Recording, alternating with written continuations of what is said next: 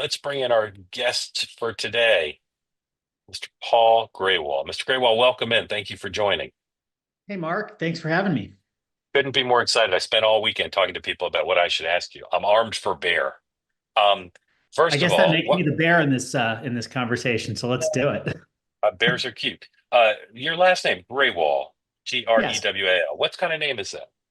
that is a name of Indian origin, Punjab in particular. Uh, My parents immigrated here in the early '60s, and that's how I found myself in this conversation in the end. were you born here or you were born where they came from? Firstborn, first U.S. citizen in my family. Grew up in a small town in northern Ohio, Northeast Ohio specifically, and made my way out to California after school and some early forays with some federal judges. Okay, and I've looked at your resume, but tell people how you came to be so centrally involved at Coinbase and in crypto. What was your path to that as a lawyer? Well, the path was a bit unconventional. I've served as a chief legal officer here at Coinbase now for roughly 5 years. And prior to that, spent 4 years at a little social media company called Facebook, where I ran global litigation and regulatory affairs at a very trying time in that company's history. But what I think makes my path to crypto most unusual is prior to returning to the private sector, I served for about 6 years as a United States magistrate judge in the federal district court here in Silicon Valley. And that's where, in a very unusual way, I was first exposed to this thing called Bitcoin. Okay. Again, I got a million questions. I think I've decided how to approach this in a sensible way for our audience, some of whom are going to be expert in this area and some of whom are going to be like, I got no idea. What would you say is um, the biggest challenge your industry faces right now? As we sit here today, I think our biggest challenge is making crypto relevant in ways that a billion or more people find it indispensable in their daily lives. And I say that because of two things. One, that for the longest time we have been fighting for regulatory clarity. Fortunately, in light of the results of the election last fall, we're seeing tremendous progress in the Congress and with the administration in getting us to that regulatory clarity at light speed. The other reason I say that we face a particular challenge right now, based on adoption and usage by a billion or more people, is that up until this point, crypto has largely been viewed as an investment asset or even an asset for speculation. And I think there are so many more important critical uses for the underlying technology that are only now being realized that really is where our industry should focus, and where Coinbase certainly will be focusing as we look ahead. Okay, so let's first of all, I'm going to follow up on what you just said. The uses for normal people, not speculators, not super rich people, not irresponsible speculators. Before I do, tell people, where does Coinbase fit in the constellation of companies that are in the business of crypto? So Coinbase is fundamentally a platform. We're a place for people to buy and sell digital assets, cryptocurrency tokens of one type or another, and also access other blockchain-based cryptocurrency products and services involving financial services like borrowing, lending, and the like. We are over a decade old. We are a publicly listed company here in the United States, and we have built our entire place in the ecosystem, or in that constellation that you described, predicated on it being a place of trust where people know that what they're getting, know who they're dealing with, and can have confidence in this new emerging asset class. So you're a marketplace and you make your money off of taking a fee from transactions, correct? Correct. Correct. Okay. So um, you're older than a lot of companies in the business, and therefore you've been around and have a track record. And you We do. also are a public company, which comes with regulatory, regardless of industries, comes with regulatory responsibilities. Why else? Is there any other reason why you would say, from my reporting, that you all are considered a more respected brand than some of the other companies? Well, in addition to the marketplace where people can buy and sell assets, we're also a place for people to custody their assets, and we offer a wider range of services than simply just buying and selling of tokens. The reason why I think we're the most trusted name in crypto is that we are a fully licensed, fully regulated cryptocurrency platform and have been since the very beginning. Mark, we have something like 45 or 46 state money transmission licenses. We are licensed as a broker dealer by the SEC. We have licenses with the Department of Treasury as a money services business. And we also are licensed in many jurisdictions outside the United States. That puts us in a very different place from a number of other firms in the industry that have chosen to approach this opportunity in a much less regulated, much less overseen way. Okay, so let's go to regular people. What regular people don't want things that make the economy scary. They don't want things that people view as cons, right? How can regular people benefit from not just Coinbase, but from the industry in general? What are uses that a normal person might say, well, I'm glad that that type of thing exists in our society. Yeah, I'll give you a couple of different uses that I think are significant, even as we sit here today for us regular people. First and foremost, regular people are looking for ways to preserve value. They work hard for their money, and they're tired of seeing their savings inflated away as a result of runaway spending and other policy choices that many governments all over the world have made. Bitcoin in particular offers a unique way to store value for regular people and for institutions and for other organizations altogether. But regular people certainly benefit from that So stored value. why would storing value there as opposed to at Bank of America be good for a regular person? Well, it's the same. You can think of it as offering the same long-term stability as gold. In fact, a lot of people refer to Bitcoin as digital gold. But store of value is just one way in which this matters to regular people. Other regular people are interested in sending money overseas because they're working in the United States, for example, but supporting family and friends in other places. Right now, those overseas or international remittances cost huge percentages of every single transaction, in some cases more than 10 or even 20%. With crypto, you can send value overseas for pennies and in seconds without having to wait for days for wires to clear, for approvals to be made. That's real value for regular people as well. I never read the chat, but occasionally I glance at it and someone raised a question. Gold is something you can hold. It's got value. You can make jewelry out of it. You can sell it. That's not that person says a good metaphor because a token it does not have any intrinsic value. So how would you defend the metaphor? Well, it's pretty interesting that we've now over thousands of years grown quite comfortable with placing durable value in a chunk of metal that comes out of the ground, and that in almost every case really does little more than that. That's not any more durable or real than a public database that is globally accessible, that can be verified by anyone with an internet connection and an account. And I think what people are seeing more and more in the digital age is that we need a digital equivalent to that metal that we pull out of the ground and ascribe value to. Could the first Trump term have done more for your industry than they did? And if so, what did they leave undone that at the time you were pressing them to do?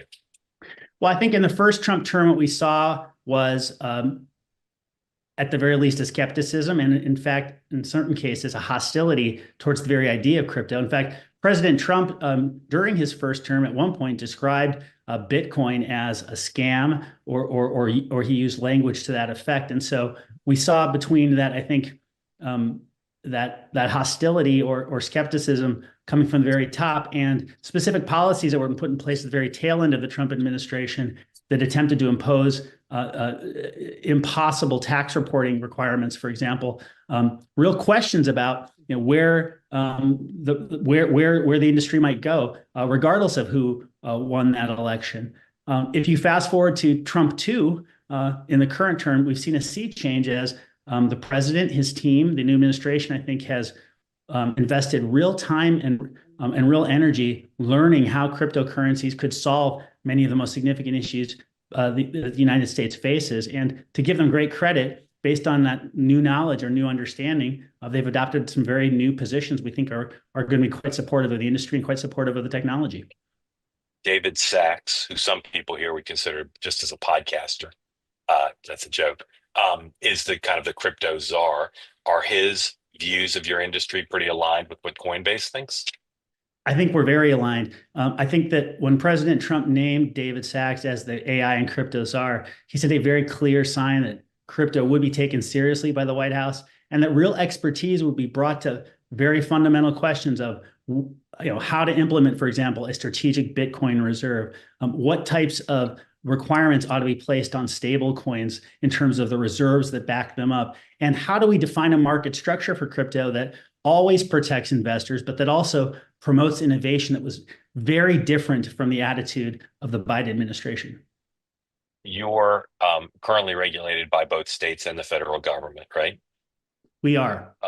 If you could design the regulatory regime that would safeguard American consumers but allow the industry to flourish, what would it look like as compared to what's in place now?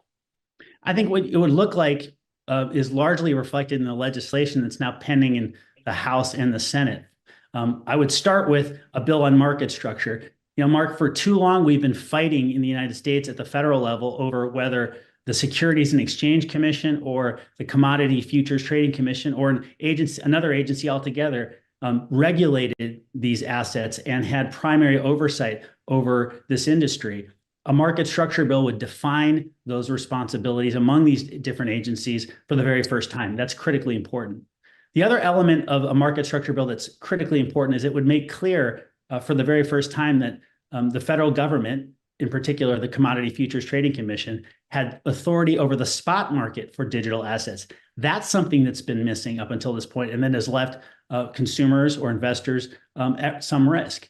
I think also explain what the spot market is for folks who don't know. Yeah, so a spot market is just a market where a buyer and a seller come together to exchange a commodity. And so we are very familiar in this country with spot markets for everything from wheat to pork bellies to other types of agricultural products. And cryptocurrencies, because of their nature and structure, are very well suited to be regulated in the same way by the CFTC. Folks, I'm going to let you in a minute with your question. So if you want to be in, please raise your hand.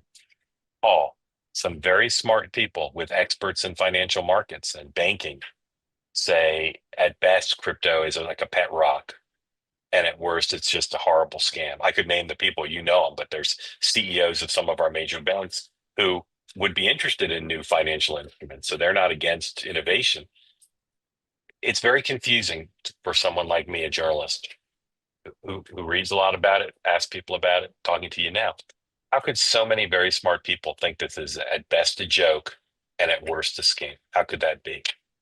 Well, I believe that in most cases, people are operating in good faith. And I think in many cases, their good faith has left them confused or at least uninformed of how these technologies can fundamentally change the nature of markets and provide greater access to regular people to basic financial services.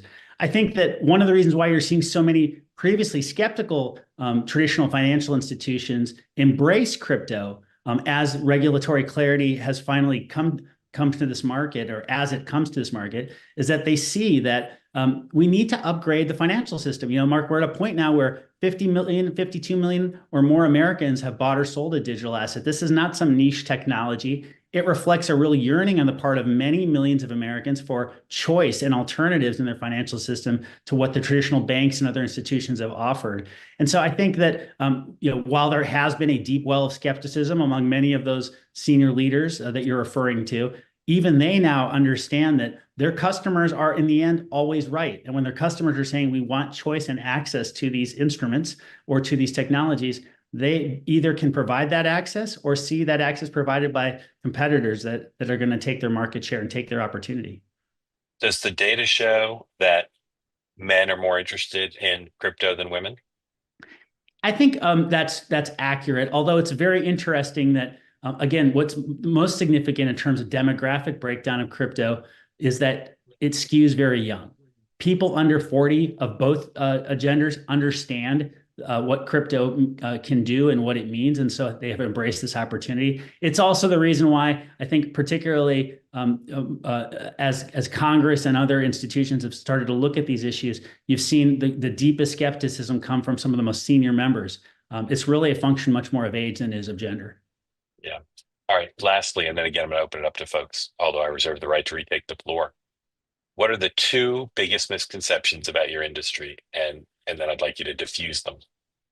Well, the biggest misconception, I think, is that this is nothing but an industry full of fraudsters, grifters, or worse. And while there certainly are issues from time to time that present themselves in crypto, I would point out that the best independent third-party research suggests that less than 1% of all transactions involving cryptocurrencies are tied to some type of fraud or illicit activity. That sounds like a lot, and it is a lot, and it's any fraud or illicit activity is too much. But here's the thing, Mark. With respect to cash, one of the oldest financial instruments out there, the percentage is something like 3 to 4%. And then the other Right. misconception I would just call out is that somehow cryptocurrency is nothing more than just gambling. There are real use cases today involving stable coins, involving remittances, involving the digitization of health records. I could go on and on that are fundamentally going to change how we interoperate with one another and relate to one another online, and are going to fundamentally change the opportunity for billions and billions of people if only given the chance. All right, I lied. I have one more question now. Sam Bankman-Fried and Donald Trump and Melania Trump, who had their windfalls right before they took office, is what happened with them representative of the market or aberrations? In both those are separate cases and they're not identical, obviously, but they're both cases of controversy. So Well, is what they did, take them one by one, is what the Trump, start with the Trumps, is what the Trumps did consistent with the values and principles of the market that you're in, or is that an aberration? Well, I think when some people refer to the president or the first lady, they may be referring to the tokens or meme coins which they Yeah. launched recently, which have attracted some attention. I would highlight that much more enduring and durable an impact will come from the president's support for sensible legislation and rulemaking. But on the meme coin Yeah. example, since I Yeah. believe that's what you're referring to, Yes, look, sir. the fact of the matter is that uh, these types of cultural phenomena often lead us to places that we can't predict or expect. So I would encourage everyone to have a open mind to how these initial examples, might point the way to more lasting, durable, and meaningful contributions to economic development. That said, meme coins aren't my thing; they're not most people's things. But if people are fully and properly informed of what they're buying and what they're getting when they decide to purchase a token as a sign of support for a celebrity or a politician or another, ultimately, I believe that should be up to them to do. Okay. Now, And it's what is, yeah, go ahead. Mr. Bankman-Fried's another story altogether. I would actually say that he is an excellent example of how rogue actors in crypto can be held to account. And frankly, I think that the rate of success of prosecuting people like Sam Bankman-Fried in crypto is probably as high or higher than in traditional finance, where we've seen grifters and scammers and fraudsters, well, really from since the beginning of time. And so you wouldn't say he's a hero. You would say he did something not consistent with the values of Coinbase or the industry writ large, Well, I right? would say he's a felon, but more importantly, Yeah. a jury of his peers in the Southern District of New York agreed that he was a felon, and now he's doing the time that he should be doing. Okay. Thank you. All right. I'm going to have more questions, but let's bring folks in. Robert, welcome in. Tell folks who don't know where you are, Hi, what's on I'm your I'm mind. from I'm from the Great Lehigh Valley, Pennsylvania. Hey, Oh, Paul, I have like so many questions. I'm going to do them really rapid fire because I just have so many. Is Coinbase one of the custodians posed for the American Strategic Crypto Reserve?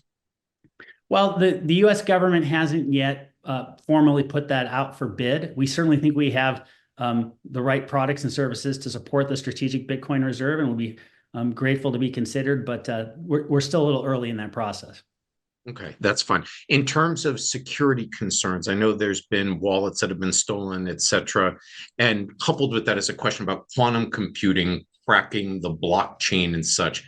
How would you respond to that at all? Well, I would say with respect to your first point, speaking for Coinbase specifically, there's never been a single penny That's of correct. customer funds lost to a hack, and we're very proud of that and believe that is what distinguishes us from so many others in this industry. As for the risks posed by quantum computing and other technology developments, they are real and they need to be considered. But I also think that if you're being genuine and honest about the likelihood of that happening anytime soon, you'd have to agree that is many, many years, if not many, many decades out into the Oh, future. absolutely. Time And will tell. quantum computing will play both sides, offense and defense. So they'll sell you products to defend against the bad actors in quantum. Right. What's really interesting to me is the different the Doge team, et cetera, has talked about blockchaining, federal expenditures, et cetera. How does blockchain do that? I mean, in very simple, I run a real estate company, et cetera. I mean, so whatever. And I know a little bit about it. We've even used crypto, et cetera. And we've talked about tokenizing real estate transactions. Tell me exactly how that would work and how Coinbase would benefit from it. Well, we use the term blockchain, and I think sometimes we lose sight of the fact that all that a blockchain network is a public database. Most databases are private, which means they stand behind firewalls and security measures taken by private firms that deny access to the public in order to understand what they represent or what they depict. A blockchain just means that anyone with an internet connection and a hardware device can actually look at a series of records and confirm that they are what they purport to be. What I think is exciting about the potential for all kinds of public records going on the blockchain is that it would eliminate so much of the fear and uncertainty and doubt that have been raised about record keeping, whether it's voting, whether it's payment records, whether it's anything else involving state, local, or federal governments. And I think there's tremendous potential for that to help us all in very short order. Mark, Robert, I'll let last you do one question, more. I promise. Yes, Yep, that's it. yes, sir. So in terms of how is Bitcoin, because it's spoken of as this superlative cryptocurrency, different from all the rest? In other words, what makes Bitcoin special? Is it going to be the piping of the American financial system? Is it what? Again, I just run a real estate company, so help me out here. Well, I think what Bitcoin has going for it more than any other cryptocurrency network is that it was the first. It carries a bit of mystery and air, and that none of us know who Satoshi Nakamoto is or was, who of course is identified as the original architect of Bitcoin. And I think most importantly, what Bitcoin has going for it is that it is indisputably fully decentralized. No one controls it. No one has ownership of it. No one can touch it. And I think that also it places it in a different place in the hierarchy of digital asset projects. Although I would point out many other projects are moving quickly towards a similar state of decentralization. Robert, thank you. Appreciate it. Paul, if your industry is allowed to, under regulation that you consider to be fair, grow the way you'd like it to, what will it look like in 5 years? What will the market share be like? How will America's financial infrastructure be different? Well, I think there are several differences that we look forward to in 5 years or even less. One, right now, today, Coinbase is still primarily a US company, but that is already changing rapidly. In recent quarters, we've had something like as much as 20% of our revenue come from markets outside the United States. I think in 5 years, if proper rules and regulations are in place in key jurisdictions over the world, we could see that percentage grow much, much higher. And that I think would be very much in line with the original vision for Bitcoin and other digital assets, which is a global technology supporting a global audience. The other major change I think you would see with regulatory clarity in 5 years are real products and services that are built on blockchains that, Mark, most people wouldn't even know are running a blockchain network underneath them. These are tools, these are technologies. When we think of the internet today, we don't think of protocols like TCP/IP or SMTP that power things like web pages or internet mail or email, right? We just know that we can send a message where we need to send it when we want to send it. That's what I think we can look forward to with crypto and with blockchains. Again, if the industry is given the time and space and clarity in order to build these products and services that we have on. Are any pension, public or private pension funds invested through your company? I don't know. I don't believe there are any pension funds that are directly invested in Coinbase at this point in time. There may be. I haven't studied our cap table recently to be able to answer that. But what I can say is that through the introduction of ETF products over the course of the last year, offered by firms like BlackRock and Fidelity and others, you're seeing many more traditional sources of capital come into this market using vehicles that they use for all sorts of purposes that they're quite familiar with. So I think we're going to see that accelerate even faster in the coming years. Great. All right, Sandra, which is it, Sandra or Sandra? Sandra is fine. Can you hear me? Yes. Yes, Hi. ma'am. We hear you fine. Tell folks who don't know where you are what's on your mind. Well, I'm calling from the airport in Orlando, finishing up a family vacation. So listen to you guys from the airport, hoping my flight takes off soon. Um, my question has to do with, so from an investment standpoint, a lot of your traditional investment houses don't offer an option to buy cryptocurrency, but they have, I guess, ECF, which I'm not exactly sure if that's just like a fund that. So I guess I'm wondering, like, is investing in crypto through an ETF just as good as buying the coin itself? So just wanted some kind of background on Yep. the difference between buying it outright or investment Yep. through an ETF. Thank you. Paul. Thank you. I can't offer specific investment advice, but what I can say is that you're referring to the ETF products that came online as a result of firms like BlackRock and Fidelity and others offering those Bitcoin and then Ethereum and other token ETFs over the last year or so. And while those types of investments don't allow you to actually own the underlying Bitcoin itself, right? You're buying a number of shares. You can think of it in a fund that then owns the Bitcoin and then custodies that Bitcoin with a firm like Coinbase or somebody else. You are exposed to that asset class in much the same way, and so that may be a more familiar and more comfortable way for you to first enter, the market and get some experience with it. That's obviously something you should talk about with your financial advisor, but it does offer an alternative. Thank you. Travel safe. All right, Paul, our next participant, member of our community. He used to be from the government, and he's here to help. Former North Carolina Governor Pat McCrory. Governor, welcome in. Oh, it's great to be back. Thanks so much. You're doing a great job. A question I have is really about the new political influence of the crypto industry at the federal level. I happen to run against a candidate for the U.S. Senate. I was former governor, ran it for the U.S. Senate. And after the campaign, I found out there were several $1 million spent against me on Super PAC commercials that I had no idea came from the crypto industry. In fact, he happened to be the congressman, now U.S. Senator, was on the banking committee. And if you look at the records, almost every person in the banking committee, ag committee, and finance committees are heavily get contributions now from the crypto industry. And this was, by the way, back when FTX was around. He was getting a lot from FTX. And they had one Democratic giver and one Republican giver. And I'm now seeing that same money going to the state level, because they're trying to get into state pension programs, and there's legislation at state level. And I must say, it worries me about undue influence at this point in time, about it's sudden in crypto. So I'd like your input on that, and what we can do about that. Before Paul answers, Governor, why is that different in your mind than the banking industry, which makes a lot of contributions? I think that's a great question. One is, we still don't understand the crypto industry, and it's you will by 7 p.m. Eastern time tonight. Is that right? That's true.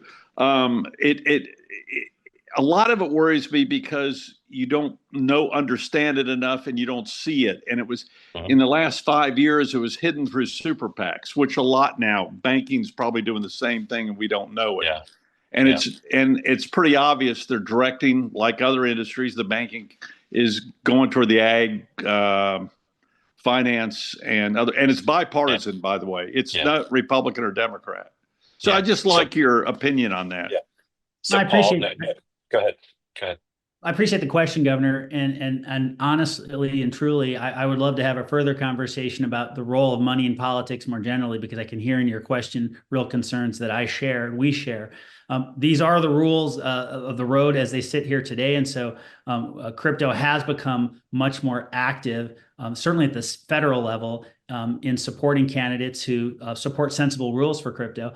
I appreciate your noting that the support of the industry in the most recent cycle was in fact bipartisan. You saw the most pro-crypto Congress ever elected, and that included Republicans and Democrats in both the House and the Senate. And we think that's critically important, that this issue remain bipartisan or even nonpartisan in order to better and ultimately reflect the needs of the American people.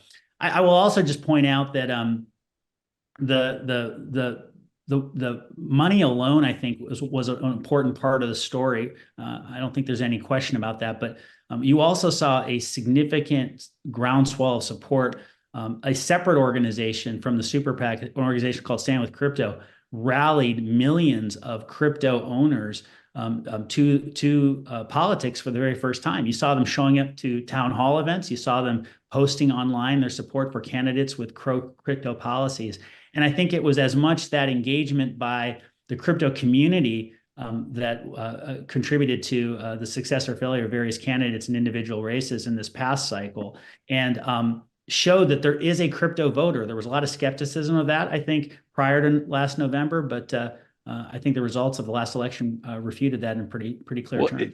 I think part of the confusion was the initial crypto money was primarily coming from Friedman and his partner. And of course, it's confusing what role he played versus other people within the crypto industry. And that's part of the confusion also, because Friedman was getting special favors even till the last moment of him being indicted by members of the banking committee.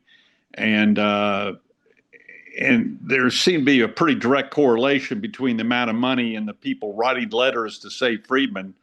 And I think that is probably a challenge for the industry, is how do you separate yourself from the bad players versus people who may be better players in that industry, like we have in the finance industry too, any part of the finance industry. I think that's exactly right. It's one of the reasons why I'm so eager, and many of us are, to participate in conversations like this one, to show that this industry is far more diverse and I think far more credible than some might believe if they only focus on the actions of a few bad actors who went rogue. Governor, thank you. Always love having you on. Paul, we talking about the politics. Do you think it's accurate to say that supporters of crypto tend to be more populist than establishment? Is that, you think, accurate? I think that's right. I think crypto speaks to a certain populist streak in our politics and our culture. And if you go back and actually read the original Bitcoin white paper, the original manifesto that gave birth to this entire community, there were certainly explicit references to the populist reaction to the 2008 global financial crisis that I think carry forward to this day. But I think in the end, Mark, what people just want are more choices in their financial system, and cheaper, faster, more efficient ways to do the things that they need to do to support their families, support the people they care about.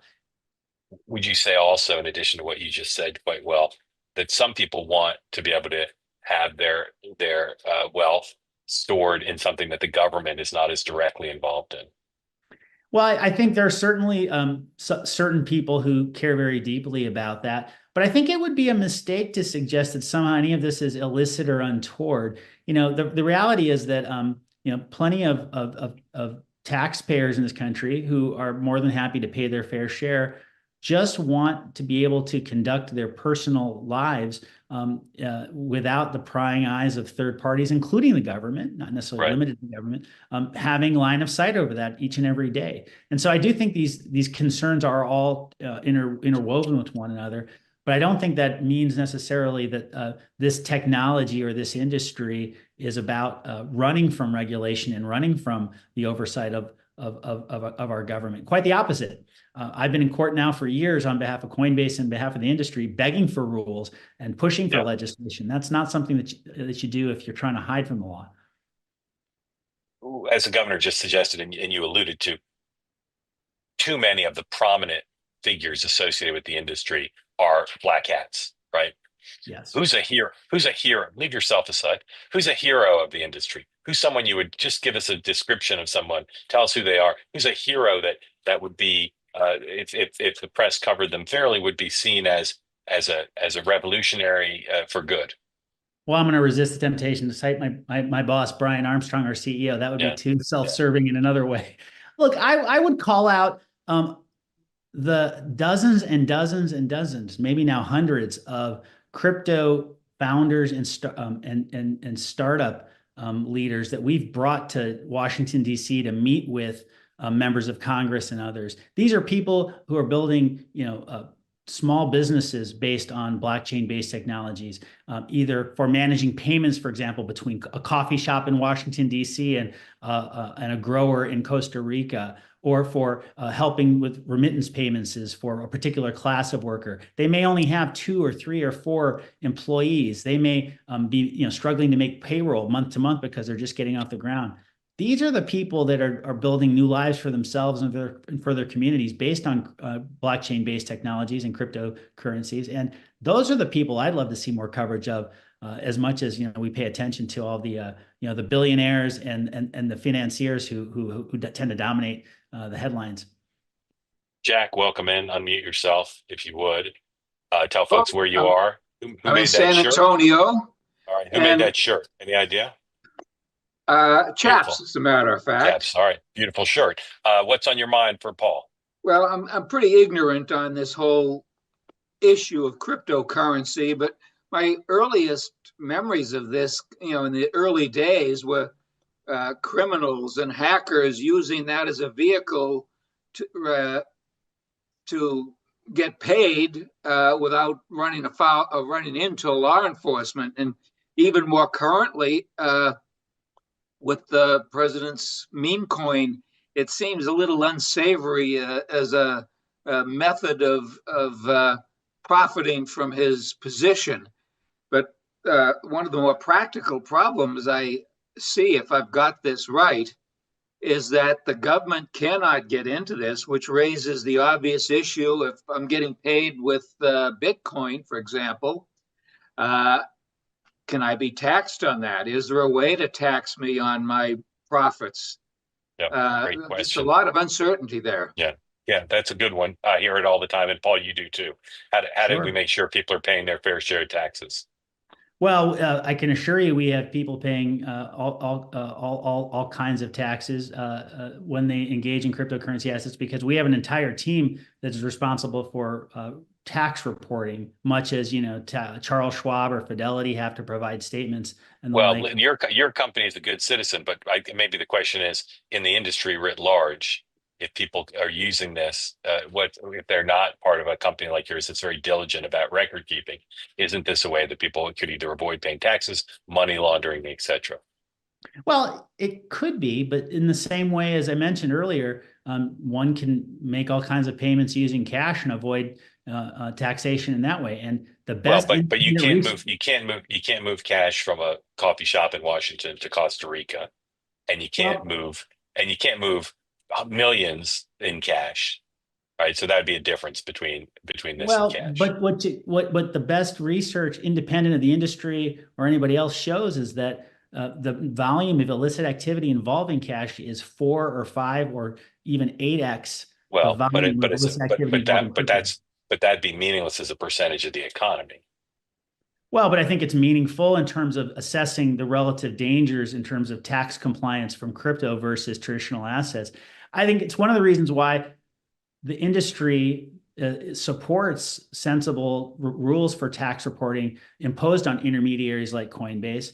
It's one of the reasons why we are pushing hard to be regulated at the federal level, much as we are currently regulated at the state level. And just to give you some sense of it, Mark, we have hundreds and hundreds of employees and contractors whose entire job it is every day to ensure compliance with the federal and state laws that apply to us. That's not something that a rogue company or a rogue industry invests in. That's something that an industry invests in if it wants to be part of the fabric of mainstream finance and mainstream compliance with the law. There are always going to be rogue actors, but Yeah. the system should hold them into account and allow the rest of us to flourish. So is the regulation that you support for the industry include provisions that would make it difficult for people to evade paying taxes? Everyone should pay every dime of tax they're required to pay, and we would support legislation that would make that possible. Okay. Jack, thank you. Appreciate the question. Steve, come on in. For Paul, tell folks who don't know where you are, what's on your mind after you unmute. Yeah, hi, Mark. I'm in Reno, Nevada, northern Nevada, the Silver State. And thanks for this show. I had a couple questions back today, and I wanted to ask Mark Andreessen a few weeks ago and didn't get a chance to do so. But this is even better because, I'm a regular guy. I'm not an investor like Mark Andreessen. And so, Paul, welcome to the community. And I have a Coinbase account. It's what I've been using as I started recently investing in this. I wanted to say that I was happy that the federal government, is not spending taxpayer dollars to buy more Bitcoin, at least not at this point. My first question is, what is the benefit of a reserve? And the second question is Bitcoin versus altcoins, such as XRP and XDC and HBAR and so on and so forth. In my opinion, the Bitcoin, it's not really doesn't have a practical use case except for the store of value idea, but the other coins definitely do. With XRP for transactions between banks globally and individual remittance payments and so on and so forth. So I guess I'm putting you on the spot to defend Bitcoin as an investment, if you can, or would like to. Sure. Well, look, I think Bitcoin matters and is important as a technology, as you say, because it fundamentally offers a unique way for people to store value and critically hedge their savings against inflation in important ways. And I think that's one of the reasons why when the president on Friday announced the creation of a strategic Bitcoin reserve, he really did treat Bitcoin separate and apart from some of the other digital assets that may make sense over time.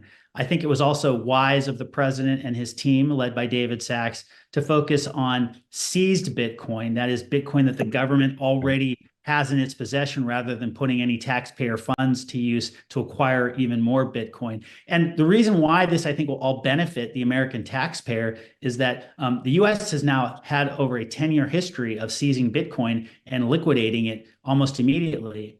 And if you think about what the value of that Bitcoin would be today had the government held on to it, as opposed to simply liquidating it and putting it back into the open market, you would see that billions and billions of dollars would have been preserved for the benefit of American taxpayers and all of our priorities. As for the other assets, they very well may have other use cases. I think in many cases they do. I agree with you.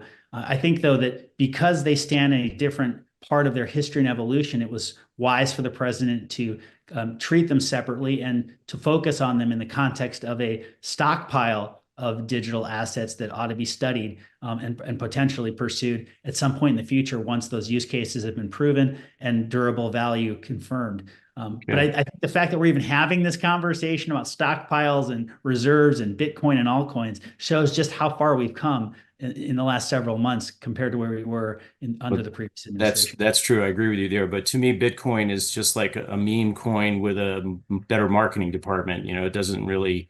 I don't think my opinion is there's not really a practical use case for it. But What's interesting about that's at the crux of a lot of people's point of view. So, Paul, answer what he just said, please. Yeah. Well, again, I'll come back to the point that there was no marketing done by anyone behind Bitcoin. This was an organic movement over a number of years, and ultimately reflects a consensus among now tens, if not hundreds of millions of people globally that value is preserved in Bitcoin in much the same way as value is preserved in gold or silver or other assets that have no intrinsic value. It may be that it's not everyone's cup of tea, but at some point, the will of hundreds of millions of people, ultimately, I think billions of people, does need to be respected. And so I think that's why you're seeing the government, not just here in the United States, but all over the world, move so quickly to put in place rules so that for those people who choose to pursue this particular opportunity, and doesn't have to be everybody, there are sensible protections in place. Great. Thanks, Paul. Thanks, Mark. Thank you, Steve. Thank you. All right, Kathy, welcome in. Tell folks who don't know where you are, what's on your mind for our guests. Hey Mark, hey Paul. I'm in Hi. Central Texas, and I have a question for Paul. I've seen on a few podcasts and maybe some news shows where they've talked about getting people certified in crypto as an asset class before you're allowed to trade. What do you think about that? Is that like a primer? I don't know of any other requirement for certain asset classes to buy and sell.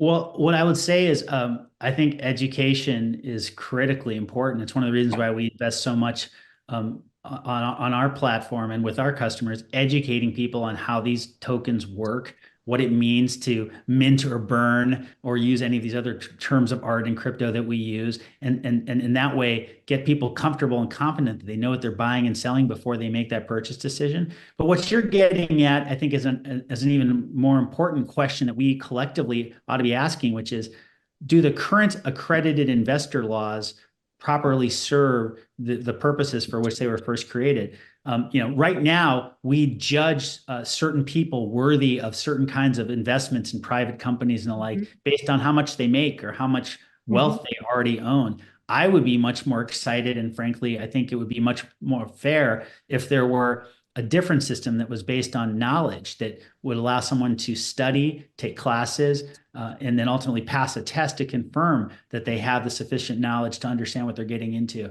And that way we wouldn't discriminate against poorer people just for being poor and leave these potentially more lucrative investment opportunities just for the people who already have wealth. Yeah. I think they actually discussed that exact scenario on All In this past weekend with David Sachs. Maybe we need a Schoolhouse Rock video for crypto or something. I love that idea. Maybe. For us boomers. Maybe. That's a good idea, Kathy. Kathy, thank you. And Paul, just the point that's been kind of alluded to, Kathy, implicitly in a previous question. Your industry has a PR problem, right? There's too much negative thoughts, some of it deriving from some of the black hat actors. But what's the plan to even if you get what you want from Congress and from Trump 2.0, what's the plan to broadly to make this more understandable, more accepted as the population at large? Well, education is critical, and earning people's trust is critical. If we don't do that, we don't have a business. How we do that, Mark, I think is to continue to double down and triple down on efforts like Stand with Crypto that seek to educate and inform people about what these technologies are, how they work, what the risks are, but also what the opportunities are. That's going to be critically important. And I think we need to do that even apart from election cycles or moments of enthusiasm in the market, so that over time, more and more Americans, more and more people all over the world at least understand what this is, whether they choose to adopt it as part of their own financial life or not. You could also come every Monday and spend an hour with us. I'd love to do that too. What countries are vying for a place of this? Who are the big players besides the U.S.? Well, we are behind, Mark. The fact of the matter is we squandered the last 4 years fighting in court over crypto rather than passing sensible rules. Countries like the UK, Europe as a whole, Singapore. I could go down a long list of countries that have already adopted basic standards and frameworks or are moving forward and fast to do so. The U.S. is in a global race here. It's one of the reasons why I think there's such urgency in the new Congress and with the new administration to get sensible rules passed. But it's not too late. We still have time to catch up so long as we act promptly. And I think that's what we're going to see in the next few months. Tell people briefly, a case it was pending before Coinbase a long time, was just dropped. Tell people what the significance of that was. Well, after the Securities and Exchange Commission in 2021 examined Coinbase extensively and permitted us to list as a public company, they then turned around a short while later and sued us for operating an unlawful cryptocurrency exchange and broader platform. We fought that case hard in court. We were spending millions and millions of dollars. In fact, we spent over $50 million on outside lawyers and advisors alone defending ourselves. I would have just handled it in-house. Just kidding. I tried, but I kept getting served with subpoenas and document requests and the like. And yet we hung in there. We fought back, and ultimately we were able to convince the trial court to allow us to immediately appeal the fundamental question of what these tokens are and whether they qualify as securities to a U.S. Court of Appeals. And as that matter was pending, a new administration took over with the election of President Trump. A new SEC leadership took office, and we were able to persuade them to dismiss the case entirely with prejudice and forever. And we were not paying any fine. We were not changing our business in one way, shape, or form. They dropped their case because they knew it was the right thing to do. And you can use the money you're saving from not having to hire all those outside firms for bonuses for all the in-house legal team. Well, or I think it's more like we're going to hire many more engineers here in the United States. In fact, on Friday, our CEO, Brian Armstrong, announced 1,000 more people would be hired by Coinbase here in the U.S. as a result of the new regulatory climate. All right, last question. You may not know the answer. Is there something you'd recommend people to read to understand your industry? Is there like a great, equivalent of Schoolhouse Rock paper that people could read? Yeah, there are two books I'd recommend. One is called The Bitcoin Standard. It sort of lays out in layperson's terms the history and evolution of the technology and how it compares to other forms of money, other assets. It's a great read and a great primer on the topic. And then I also suggest another book called Read, Write, Own, authored by Chris Dixon, an early investor in crypto, who really speaks to what blockchain-based networks can do and what products and services they can power once we achieve the regulatory clarity that we all believe is coming very, very soon. Paul Grewal, an incredible spokesperson for Coinbase. I'm really grateful to you for coming, and you speak more like a human being than many lawyers I know. So that's a good trait. But we're really grateful to you for spending the hour, and we do hope you'll come back whenever you want, whenever it is in the news. And I know from my weekend talking to very smart people, a lot of public education that needs to go on, not just about your company, but about your industry. So we're grateful to you for spending the hour, and we hope you'll come back. Thank you, Mark. I've enjoyed every minute of it.